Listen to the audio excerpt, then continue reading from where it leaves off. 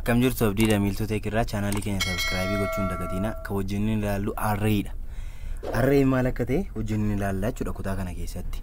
Arree jechuun structure JavaScript specially ta'edha yookaan immoo multiple value story gochuuf kan nu gargaarudha jechuudha. Value hedduu story gochuuf kan nu gargaarudha jechuudha. Fakkeenyaaf variable tokko yoo create goone variable sun kan inni hold godhu maalidha? Value tokko qofadha jechuudha.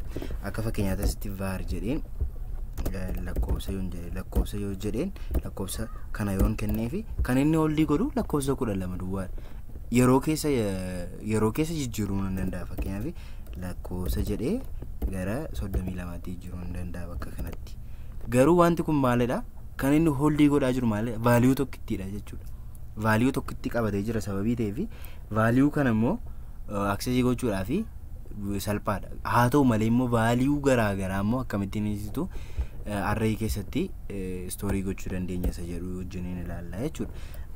Value garaagaraa gaafa jennu data typeedhaan gargar ta'uu danda'u. Kanaachi immoo value suni variation qabu jechuudha. Wantootuma tokko ta'anii garaagarummaa qabaachuu ni danda'u jechuudha. Akka fakkeenyaatti wanti as keessatti fudhadhu fruitiidha.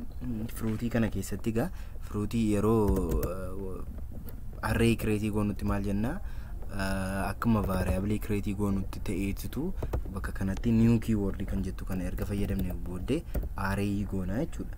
As keessatti array kana keessatti immoo maal jenna fakkeenyaaf asitti orange jedha. Kun egaa value isa kamidha? Value isa jalqabaadha jechuudha. Value kan isa ittaanu immoo maalidha? Orange ittaana fakkeenyaaf apple jedha. Apple sadaffaa irratti fakkeenyaaf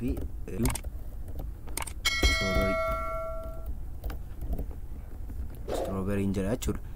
Fakkeenyaaf kana gaa callisee man godhe as keessa warreen jiran kan hundumti isaanii amma fruitii isheen jettu kun amma value tokko miti otoo display gochuuf kaane jechuudha. Sababiin isaa maal miti?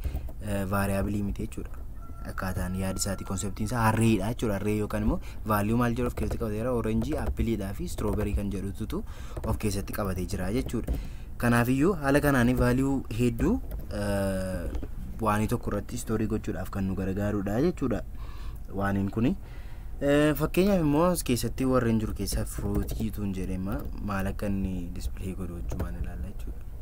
Fruitii yoon jedhe haaluma inni jiru maal godheetitu liistii masaa guutummaa isaadha jechuudha kan inni display naaf godhe.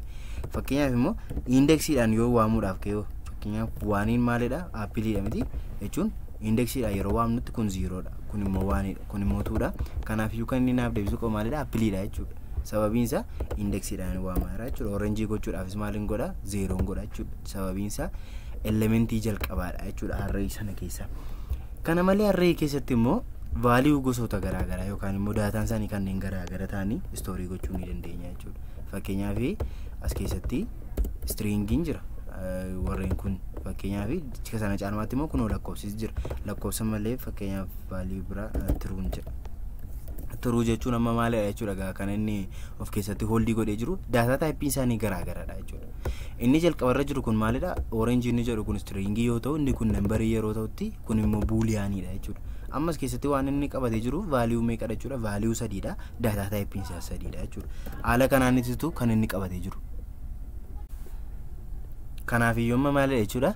Data type garaagaraa akkasumas immoo value garaagaraa ofirratti qabachuu ni danda'a jechuudha. Value kanas immoo akkuma indexii isaatiin koolii goonutti argachuu ni dandeenya jechuudha. Amma indexii 2 yoon jedhee 2 maalidha? Truudha jechuudha. Truudha jechuudha kan inni naaf deebisu. Kanaafiyyuu haala kanaanis access gochuu ni dandeenya jechuudha. Kana malees immoo wanti nuyi hubachuu qabnu inni kan biraa maalidha? Leengiziin array keenyaa meeqa akka ta'e haala kamiin hubachuu dandeenya isa jedhudha jechuudha.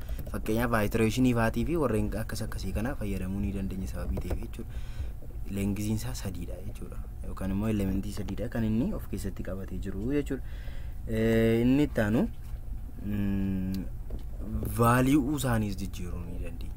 Value isaanii jijjiiruu ni dandeenya. Amma fakkeenyaaf indexii jalqabarraa kan jiru maalidha? Orangeedha. orange kana fuudhee garuu ani gara maaliitiin jijjiiruu barbaade fakkeenyaaf gara maaliitiin jijjiira appiliitiin jijjiiruu barbaade appiliitii jijjiiruudhaaf maalin godha jechuudha bakka kanatti appiliin jedha jechuudha dhiifama appiliin jedha jechuudha kana booddee vaaliiwun isaa amma maal ta'eera jijjiirameera jechuudha asirratti jalqaba kan inni display ta'u maalidha orange dha asitti sababiin isaa vaaliiwun isaa orange jedha jira